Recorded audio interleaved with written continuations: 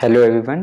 आज मैं एक ये वीडियो बना रहा हूँ ताकि आपको समझा सकूँ कि गाड़ी खरीदने के कितने ऑप्शन हैं और आप कैसे एक ऑप्शन को चूज़ करके उससे अपना रिटायरमेंट भी प्लान कर सकते हैं, साथ-साथ गाड़ी भी अपनी बना सकते हैं।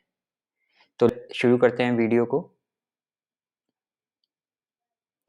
तो क्या डिफरेंट वेज़ हैं हमारे पास, क्या-क्या तरीके हैं गाड़ी खरीदने के आज की डेट में। पहला ऑप्शन है लंप सम पेमेंट। लंप सम पेमेंट में हम क्या करते हैं, गाड़ी के डीलर के पास जाते हैं और उसको सारे का सारा पेमेंट कैश या चेक या बैंक के ट्रांसफ़र के थ्रू दे देते हैं। इसमें हम सारा का सारा पेमेंट एडवांस दे देते हैं। सपोज़ कर लीजिए अगर 8 लाख की गाड़ी है तो हम 8 लाख ही उसको पूरी पेमेंट दे देते हैं। लमसम पेमेंट करने के कुछ फ़ायदे हैं, जैसे कि अगर लमसम पेमेंट करते हैं तो कुछ car dealer special discount offer करते हैं, जो कि बेनिफिट मिल सकता है हमें। दूसरा ऑप्शन है फाइनेंसिंग। इसमें हम गाड़ी का कुछ अमाउंट पे करके बाकी के अमाउंट को फाइनेंस करवा देते हैं बैंक से। जैसे कि अगर हमने 10% अमाउंट डाउन पेमेंट के रूप में दे दिया, 8 लाख की गाड़ी है, 10% हमने लगभग 80,000 रुपए डाउन पेमेंट कर दी, तो 90% का हम बैंक से लोन ले लेते हैं और बैंक हमसे एक ईएमआई की किश्त मान देता है, जो कि हर महीने हमें देनी होती है। और उस ईएमआई में हम एक तो जो 7,20,000 रुपए रह गए वो देते हैं, प्लस जो इंटरेस्ट है उस पीरियड का, हमें वो भी देना होता है। तीसरा ऑप्शन है लीजिंग। लीजिंग में ये कुछ नया कॉन्सेप्ट है, अभी इंडिया में बहुत पॉपुलर नहीं है। इसमें हम गाड़ी रेंट पे ले लेते हैं एक तरह से, और हम मंथली या जो भी हमने पीरियड तय किया है उसमें हम उसकी पेमेंट करते रहते हैं। इसमें बड़ी कंपनियां जैसे एविस, ऑरिक्स हैं, और आजकल हुंडई, बीएमडब्ल्यू, महिंद्रा, काफ़ी कंपनियों ने खुद ये स्टार्ट किया है, लेकिन ये ज़्यादातर कॉर्पोरेट वर्ल्ड में पॉपुलर है, अभी यहाँ पॉपुलर इतना नहीं हुआ है। तो ये 3 तरीके हैं आज की डेट में हमें गाड़ी खरीदने के। अब हम बात करते हैं फाइनेंसिंग में। सबसे पहले देखते हैं कि हम ईएमआई कैसे कैलकुलेट करते हैं, क्या उसकी वैल्यू होनी चाहिए। सपोज करिए गाड़ी की वैल्यू है 8 लाख रुपए। हमने डाउन पेमेंट 10% के हिसाब से 80,000 रुपये दे दिए और 7,20,000 रुपये का हम लोन चाहते हैं। रेट ऑफ इंटरेस्ट इस टाइम करेंटली मार्केट में 9.5% के अराउंड चल रहा है, और हम सपोज करते हैं 5 साल के लिए हम ईएमआई बनाना चाहते हैं, तो लगभग हो गए 5 × 12 60 महीने। ईएमआई का अमाउंट जो है, इसके लिए एक फॉर्मूला होता है पीएमटी। पीएमटी में रेट 9.5 डिवाइड बाई 12, क्योंकि हम हर महीने की ईएमआई निकालना चाहते हैं per month. Number of period हैं 60। प्रेजेंट वैल्यू हमें बैंक दे रहा है 7,20,000 रुपये, और फ्यूचर में वैल्यू उसकी ज़ीरो हो जाएगी, और इस अकॉर्डिंग ईएमआई हमारी आ जाती है 15,121 रुपये। अब एक सिनेरियो हम कंसिडर करते हैं। मैं आपको कहता हूँ कि गाड़ी ईएमआई की बजाय लमसम में ख़रीद लीजिए। लमसम में ख़रीदने में आप कहेंगे मेरे पास तो पैसे नहीं, मैं लमसम में कैसे ख़रीदूँ गाड़ी। तो मैं आपको कहूँगा जो ईएमआई का अमाउंट था, जो कि 15,121 रुपये था, आप उसको ईएमआई ना देके इन्वेस्टमेंट शुरू कर दें उसकी। आज की डेट में मिनिमम इन्वेस्टमेंट एफडी का रेट हम जो मानते हैं वो है 7.25%। अब सपोज़ कीजिए आपने हर महीने 15,121 रुपये जमा किए, तो हम देखते हैं कि हम कब गाड़ी खरीदने के लायक हमारे पास पैसे जमा हो जाएंगे।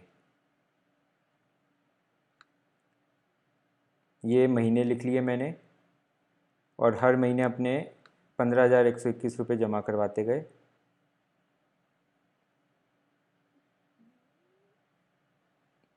और value at the start of month, पहले महीने में कोई इंटरेस्ट नहीं मिलेगा इसलिए इतनी हो गई। दूसरे महीने में हमने एक ईएमआई और दी, प्लस पुराने महीने पे हमें इंटरेस्ट मिलेगा, जो कि इक्वलेंट है 30,000। टोटल अमाउंट हमारा हो गया 30,333। इसी को अगर हम खींच देते हैं फॉर्मूले को नीचे तक, तो अब देखते हैं हमारे 7,20,000 रुपये 42nd मंथ में हम मतलब गाड़ी खरीद सकते हैं।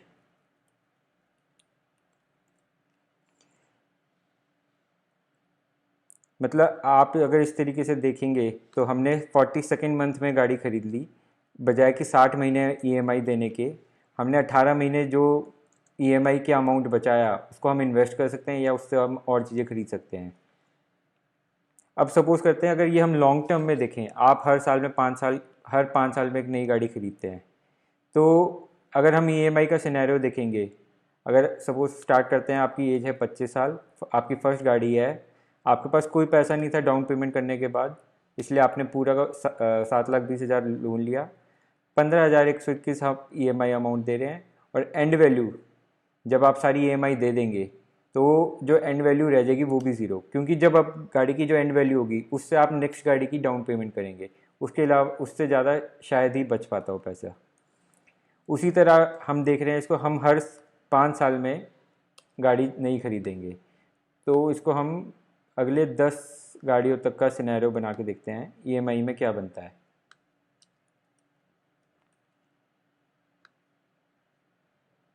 ईएमआई में अगेन सेकंड गाड़ी खरीदेंगे, आपके पास कुछ पैसा नहीं होगा, जो पिछली गाड़ी को बेच के पैसे आए वो डाउन पेमेंट कर दी, आप फिर से इतनी ईएमआई पे कर रहे हैं, एंड वैल्यू अगेन ज़ीरो।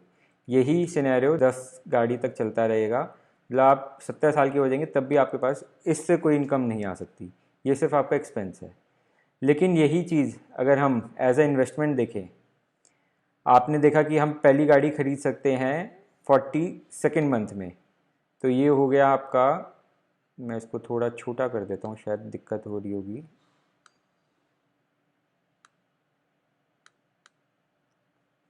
हाँ जी, तो पहली हम देख रहे हैं 25 की बजाय हमने ली 25 साल और 42 महीने, यानी कि 28.5 साल पर हमने पहली गाड़ी ली।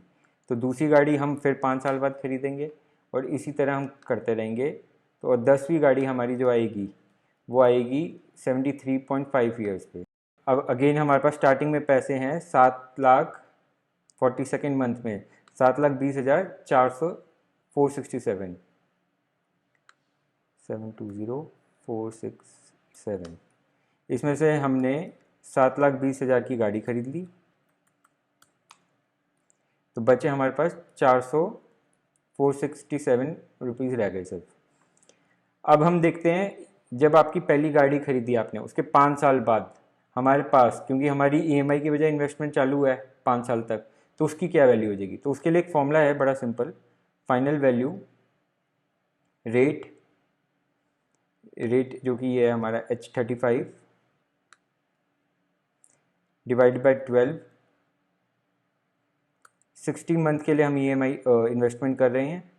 अमाउंट जो हम इन्वेस्ट कर रहे हैं वो है 15,121, और इनिशियल वैल्यू जो है हमारे पास वो है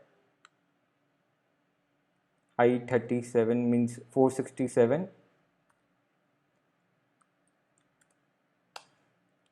तो हमारे पास जो अमाउंट आ जाएगा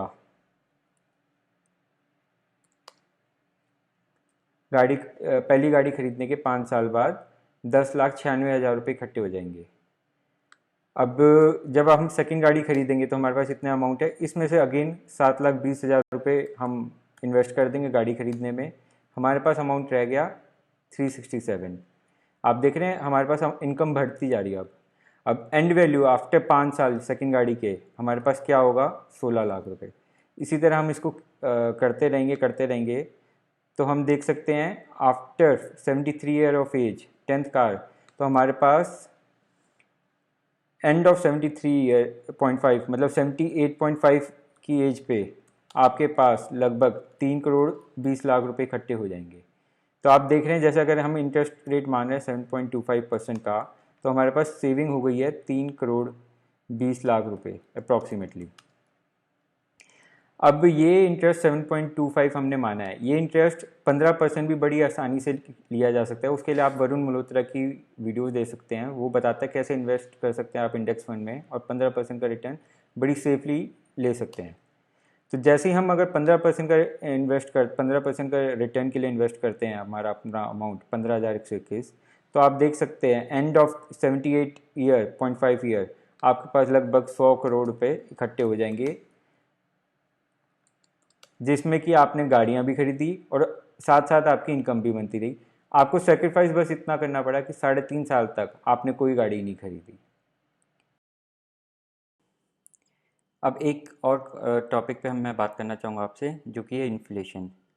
आप कहेंगे जो ये मेरे को 100 करोड़ या 3,20,00,000 रुपए दिख रहे हैं, इसकी वैल्यू जो आज है क्या वो 50 साल बाद भी रहेगी? तो इसका जवाब है नहीं, क्योंकि हर साल रुपए की वैल्यू कुछ डिवैल्यूएट होती है। एक ये गवर्नमेंट का डाटा है जो मैं आपको दिखाना चाहूँगा। ये पिछले कुछ सालों में, जैसे 2014 में लगभग 6%, 2015 में लगभग 6%, 2016 में लगभग 5%, 2.5% लगभग 5%, 7.5% लगभग 6.5%। तो लगभग रुपए के जो डीवैल्यूएशन हो रही है लगभग 6% के हिसाब से हो रही है। तो अगर हमें देखना चाहें कि आज जो 1000 रुपये हमारे पास या 100 रुपये हमारे पास हैं, हमें उसके इक्विवेलेंट कितने चाहिए होंगे 50 साल बाद कि वो उसकी वैल्यू 100 रुपये की रहे। तो एक उसकी हम एक जल्दी से कैलकुलेशन कर लेते हैं।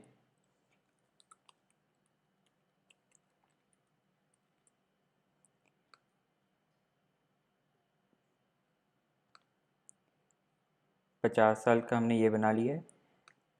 100 रुपये आज हैं तो हमें 50 साल बाद कितने चाहिए होंगे उसके इक्विवेलेंट। 6% की हमने इन्फ्लेशन मानी है।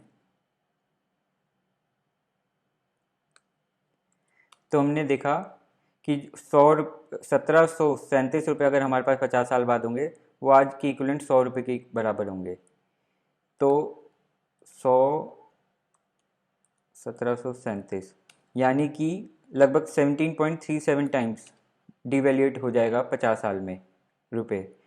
तो अगर हम अपनी इन्वेस्टमेंट का अमाउंट देखें इक्विवेलेंट आज की डेट में कितना हो जाएगा, तो हम करेंगे 3,20,00,000 को डिवाइड बाय 17.37, उसी तरह 100 करोड़ को डिवाइड बाय 17.37। तो आप देख रहे हैं ये 100 करोड़ आपके इक्विवेलेंट आज के 5,75,00,000 रुपए के बराबर होंगे और 3,20,00,000 18,42,000 रुपये के बराबर होंगे। इसमें एक और क्वेश्चन आता है कि आज जो वैल्यू हमने गाड़ी की वैल्यू 7,20,000 मानी है, क्या वो आज से 20 साल बाद, 30 साल बाद या 50 साल बाद भी उतने की मिल जाएगी? तो इसका जवाब भी है नहीं। लेकिन इसको देखने से पहले आप एक चीज़ देखिए, आपने आज से 10 साल पहले जो गाड़ी खरीदी थी उसकी ईएमआई और आज की ईएमआई में भी काफ़ी बदलाव आ गया है। अगर वो ईएमआई आप पहले आज 7-8 हज़ार रुपये की दे रहे थे तो आज 15,000 रुपये की दे रहे हैं। ये इसलिए हो पाया है क्योंकि इन्फ्लेशन की वजह से आपकी सैलरी और इनकम दोनों में इंक्रीज़ आया है। तो इसी वजह से आप और ईएमआई, हैवी ईएमआई भी दे सकते हैं। तो उसी तरह आपको जैसे ईएमआई बढ़ती है आपकी, आगे चलते चलते नई गाड़ी लेते हैं, उसी तरह आपको इन्वेस्टमेंट भी बढ़ानी चाहिए ताकि आप महंगी गाड़ी भी ले पाएँ और अपना फ्यूचर रिटायरमेंट भी सिक्योर कर पाएँ।